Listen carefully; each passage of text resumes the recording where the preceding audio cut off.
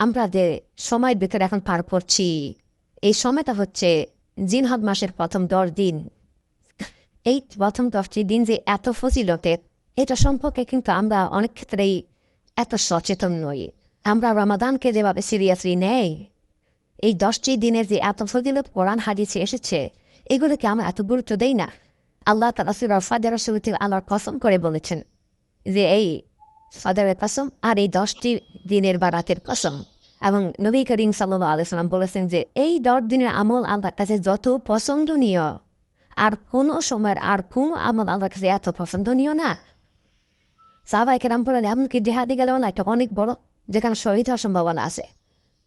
কয় যেখানে জেহাদে গেলেও না, তবে যদি একদম শহীদ হয়ে যায় তাহলে তার কথা আলাদা। তো আমরা কীভাবে সময় একটু প্ল্যান করতে পারি যে কয়টা দিন আছে? অলরেডি 0 মাস পার হয়ে গেছে, বেশ কিছু দিন, কিছু এখনও আছে। বেশি করে নফল ইবাদত করা, একটু তাহাজ্জুদের চেষ্টা রাখা, শোয়ার আগে কমপক্ষে রাখতো ফটো শেষের দিকে উঠা যায় না, একটু প্ল্যান করে কোরআন যে বেশি করে তেলাওয়াত করা, জিকির আসকার তাসবিহ একটু দান খায়রাত করা। এবং আমাদের সামনে একটি বড় ইবাদত আসছে, ঈদুল আদহা, এবং সেখানে কোরবানির যে বিষয়টা আছে, সেই কোরবানিটা অনেক বড় ইবাদত। হ্যাঁ, এই কোরবানিটাকে আল্লাহ তাআলা তার আগে আসলে আর যে ইবাদত আছে, যে এই 10 দিনের ইবাদতের মধ্যে সবচেয়ে গুরুত্বপূর্ণ ইবাদত হচ্ছে আরাফাতের দিনের ইবাদত, যেখানে হজের আসল কাজ করবেন হাজিরা। আল্লাহ তাআলা আমাদের জন্য এখানে ইবাদত রেখেছেন 9 তারিখে, যেটা আরাফাতের দিন। ওই দিন বেশি বেশি করে, মানে ওই দিনের নফল রোজাটার অনেক গুরুত্ব এসেছে। ওই দিনের রোজাটা যেন আমরা মিস না করি, তাদের পক্ষে শারীরিক কোনো সমস্যা নেই।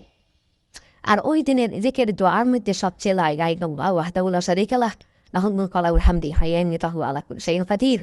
এই জিকির দোয়াটা বেশি পেয়ে করা, রোজা রেখে বেশি করে দোয়ার মধ্যে শরীক হওয়া, হাজিরা ওখানে করবেন হজের অংশ হিসাবে। আল্লাহ তাআলা আমাদেরকে মাহরুম করে দেননি। আমরা এখান থেকে আরাফাতের দিনের কিছু ফজিলত নেওয়ার ব্যবস্থা আল্লাহ তাআলা করে দিয়েছেন। আর আরাফাতের দিনের রোজা রাখাটা অনেক ফজিলতের। রাসূলুল্লাহ সাল্লাল্লাহু আলাইহি ওয়াসাল্লাম বলেছেন, আরাফাতের দিনের রোজা আমি আশা করছি আল্লাহর কাছে গত 1 বছর এবং আগামী 1 বছরে 2 বছরের গুনাহ আল্লাহ মাফ করে দেবেন। তো এত বড় ফজিলতকে আমরা কিছুতেই মিস করতে পারি না। আমরা বেশি করে সদকা দেই, জিকির করি, দোয়া করি, কোরআন তেলাওয়াত করি। এই যে লা ইলাহা ইল্লাল্লাহ ওয়াহদাহু লা শারীকা লাহু, এটা যেমন আছে, তারপরে আল্লাহু আকবার, আল্লাহু আকবার, লা ইলাহা ইল্লাল্লাহ, আল্লাহু আকবার, আল্লাহু আকবার, ওয়ালিল্লাহিল হামদ, এগুলো আছে। এরপরে এক সাহাবী দোয়া করেছিলেন, আল্লাহু আকবার কাবীরা আলহামদুলিল্লাহি কাসীরা ওয়া সুবহানাল্লাহি বুকরাতান ওয়া আসীলা। তো রাসূলুল্লাহ সাল্লাল্লাহু আলাইহি ওয়াসাল্লাম দোয়া শুনলেন, আর তিনি দেখলেন এই দোয়াটা কবুল করার জন্য আসমানের সকল দরজা খুলে গেছে। এই হাদিস যখন তিনি বললেন সাহাবীদেরকে, ইবনে ওমর রাদিয়াল্লাহু আনহুমা তিনি বলছেন যে যখন থেকে আল্লাহর মুখে এই দোয়ার এই এত ফজিলত শুনেছি, আমি এই দোয়া আর ছাড়ি নাই, বা এই জিকির থেকে আমি আর ছাড়ি না। আমাদের অন্যতম বড় ইবাদত হচ্ছে ঈদুল আদহার দিনে এই যে কোরবানি করা। এই কোরবানিটা আল্লাহ রাব্বুল আলামিনের কাছে একটি বড় ইবাদত। এটা শুধু একটা পশু জবাই করার মধ্যে এত সুন্দর ইবাদত কী করে হয়?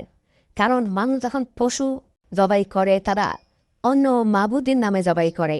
বিভিন্ন ধর্মের, আপনি দেখবেন আমাদের আশেপাশে যে ধর্মগুলো আছে, তাদের অন্যতম বলি দেওয়া থেকে শুরু করে এগুলো সব শিরকের ভিত্তিতে তারা করে।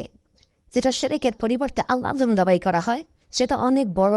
মাটিতে রক্ত পড়ার আগেই পশুর গলায় যখন ছুরি চালানো হয়, প্রথম ফোঁটা মাটিতে রক্ত পড়ার আগেই আল্লাহ তাআলার কাছে কবুল হয়ে যায়। কিন্তু লাগবে ইখলাস, কোনো নাম বড়াই স্বয়ংগব, শুধু গোস্ত খাওয়ার আশঙ্কায় আশা, এগুলো নয়। আল্লাহ একটা বড় ইবাদত কায়েম করছি আমরা, এটা দেখে মনোযোগ থাকা। এরপরে এই আপনার তাকবীরগুলো বেশি করে পড়া। তাকবীর জিলহজ মাসের শুরু থেকেই তাকবীর শুরু হয়ে যায়। এই সাধারণ তাকবীরগুলো মুতলাকা, তাকবীরাত মুতলাকা, এই জিলহজ মাসের প্রথম তারিখ থেকে শুরু হয়ে যায়, এখন চলতেছে একেবারে আপনার 10 তারিখ, 11 তারিখ, 12 তারিখ, 13 তারিখ পর্যন্ত জিলহজ মাসের এই তাকবীরের যে কোনো সময় যখন সুবিধা হয়, হাঁটতে, বসতে, উঠতে, আমাদের আগে পরে, এটা সবসময় এই দিকে একটা উত্তম দিকের। এটা হলো মুতলাকা, মানে সাধারণ ভাবে অ্যালাউড যে কোনো সময় এটা করা কাছে মুফাইয়াদা সেটা হচ্ছে যে বিশেষ করে প্রত্যেক নামাজের পরে আরাফাতের দিনে ফজর থেকে শুরু হয়ে যাবে এবং ঈদের দিন তারপরে আইয়ামে তাশরিকের 3 দিন সর্বশেষ 13 তারিখে সূর্য ডোবার আগ পর্যন্ত প্রত্যেকটি নামাজের পরেই তাকবীর করাটা মুফাইয়াদ খাস এটার ব্যাপারে অধিক গুরুত্ব এসেছে।